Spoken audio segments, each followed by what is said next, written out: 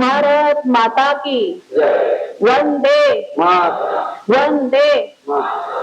महाराष्ट्राचे आराध्य दैवत छत्रपती शिवाजी महाराज, राजमाता जिजाऊ, ज्ञानज्योती सावित्रीबाई फुले, महामानव डॉक्टर बाबासाहेब आंबेडकर यांच्या पवित्र स्मृतीस अभिवादन करते। उपमहापौर, सन्माननीय उपमहापौर साहेब, सन्माननीय सचिव मॅडम, सन्माननीय सभागृहातील सर्व सदस्य, सन्माननीय अधिकारी वर्ग, सन्माननीय पत्रकार बंधू भगिनी, सन्माननीय प्रेक्षकगृहातील प्रेक्षक वर्ग, आज मी प्रथमच महापौर म्हणून या सभागृहात पवित्र अशा महापौर पदाचा पदभार सांभाळत असताना हे पद फक्त माझ्या पवित्र असं पद माझ्या आनंदाचा क्षण नाही, तर याबरोबर माझ्या सोबत ज्या जबाबदाऱ्या आहेत त्यांचा हा क्षण आहे।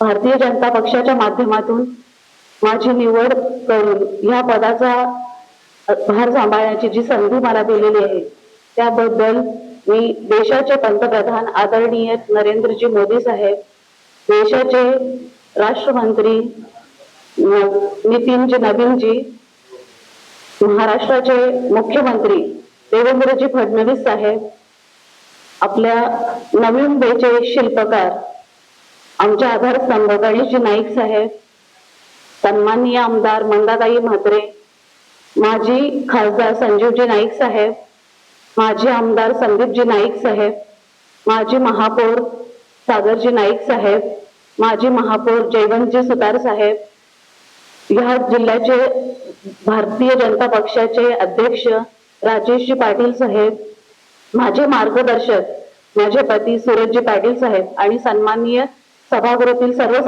सदस्यांचे मनापासून आभार मानते।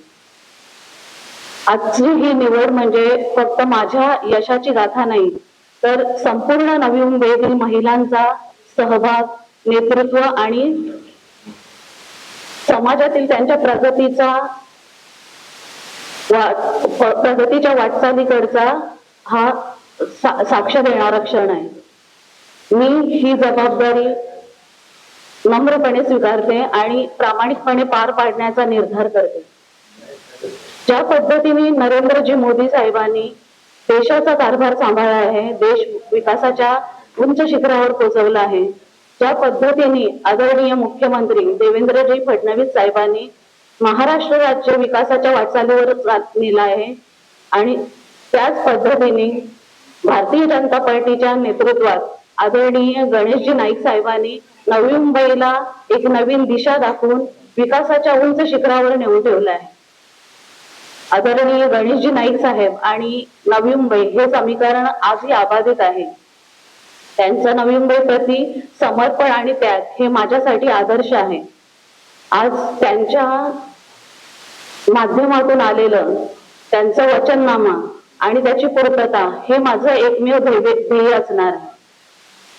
स्वच्छ आणि सुंदर नवी मुंबई, पाणी पुरवठ्याचं नियोजन, स्वच्छता, आरोग्य सेवा, शिक्षण, पर्यावरण आणि वाहतूक सेवा या गोष्टींचा गांभीर्याने विचार करून याच्यावर योग्य ते उपाय योजले जाते। सभागृह चालू असताना आणि प्रशासनाच्या माध्यमातून नागरिकांच्या समस्या ऐकण्यासाठी हे सभागृह अधिक गतिमान आणि संवेदनशील करण्यासाठी माझे प्रयत्न राहतील। आपल्या शहरातील तरुणांना संधी, महिलांचा सन्मान, महिलांची सुरक्षितता आणि ज्येष्ठ नागरिकांच्या सुविधा, सर्व सामान्य कुटुंबातील मूलभूत सुविधा यासाठी माझे प्रयत्न राहतील। सर्व सन्माननीय सदस्य जाणतात की राजकारणापेक्षा जनसेवा कधीही मोठी असते। आपण सर्व सदस्य आपल्या प्रभागातील जनतेच्या सेवेसाठी कटिबद्ध आहोत। प्रत्येक क्षेत्रात मतभेद असतात, विचारांचे मतभेद असतात, पण आपण सर्व एकत्र येऊन नवी मुंबईच्या जनतेसाठी कार्य केलं तर नक्कीच आपली नवी मुंबई प्रगती आणि विकासाच्या उंच शिखरावर पोहोचेल। आज ह्या सन्माननीय सभागृहात माझ्या सोबतचे नगरसेवक ज्यांनी मला एवढा मान दिला त्यांचं तर मी आभार मानते, पण त्याच सोबत आदरणीय उपमुख्यमंत्री एकनाथजी शिंदे साहेब ज्यांच्या विचारांनी आज सभागृहाने मला बिनविरोध निवडून दिलं, त्याबद्दल मी त्यांचेही मनापासून आभार मानते.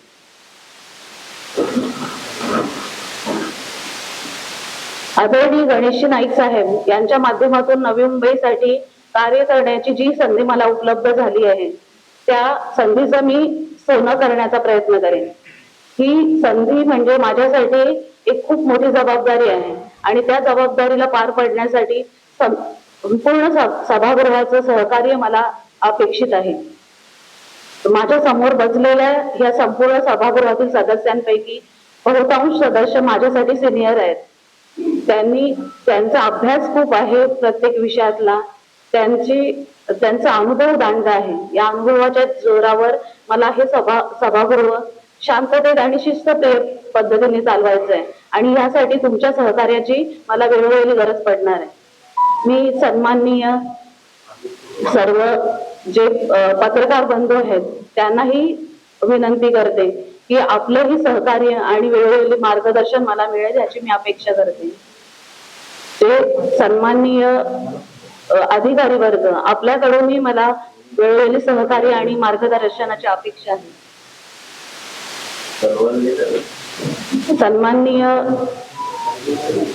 प्रदेशाध्यक्ष रवींद्रजी चव्हाण साहेब यांचेही मी मनापासून आभार मानते की त्यांच्या माध्यमातून उच्च शिक्षित पण तळागाळातील लोकांपर्यंत पोहोचलेली एक नगरसेविका, एक गृहिणी ते नगरसेविका असा प्रवास मी करत असताना महिला बालकल्याण सभापती पदाची जबाबदारी माझ्यावर देण्यात आली आणि ती जबाबदारी मी पार पाडली.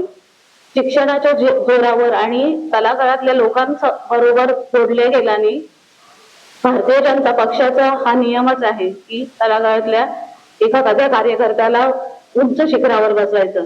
त्यासाठी मी भारतीय जनता पक्षाचे आणि आमच्या प्रदेशाध्यक्ष रवींद्र चव्हाण साहेबांचे मनापासून आभार मानते. आपल्या सर्वांकडून येणारे सूचना, मार्गदर्शन आणि टीका यांचं मी प्रेरणा स्वरूपाने स्वीकार करेन. आपण सर्व ज्या काही मार्गदर्शनाखाली मला सूचना द्याल ते नक्कीच या सभागृहामध्ये पाळण्याचा मी तंतोतंत प्रयत्न करेन.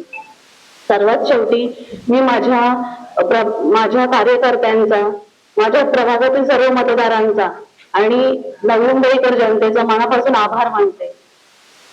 पुन्हा एकदा आदरणीय गणेशजी नाईक साहेब आणि भारतीय जनता पक्ष यांनी जी माझ्यावर जबाबदारी दिली आणि जी माझी निवड केली त्याबद्दल मी त्यांना विश्वास देते आणि या विश्वासाला कधीही तडा जाणार नाही अशी हमी देते. मी माझे बोलणे इथेच संपवते. जय हिंद, जय महाराष्ट्र. धन्यवाद. सुजाता सूरज पाटील आगे बढ़ो. यशवंत सीताराम